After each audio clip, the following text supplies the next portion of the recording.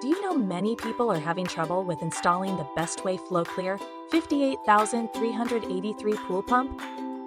Don't worry. In this video, we'll show you how you do this. Let's start. Step 1. Connect to transformer. Ensure the pump is connected to an isolating transformer or RCD with a rated current not exceeding 30 MA. Step 2. Place pump plug safely. Place the pump plug at least 3.50 meters away from the pool and ensure it's not used while people are in the pool. Step 3. Check suction openings.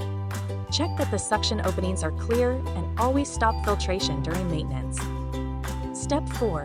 Monitor filter clogging. Monitor filter clogging levels regularly and perform a weekly cleaning check. Step 5. Run filtration daily. Maintain a daily filtration running time of at least 8 hours for clear water. Step 6. Replace damaged parts. Promptly replace any damaged parts with approved elements and inspect filters regularly to prevent detritus buildup. By following these steps, you'll be able to successfully install and maintain your Bestway Flowclear 58,383 pool pump. Still need help?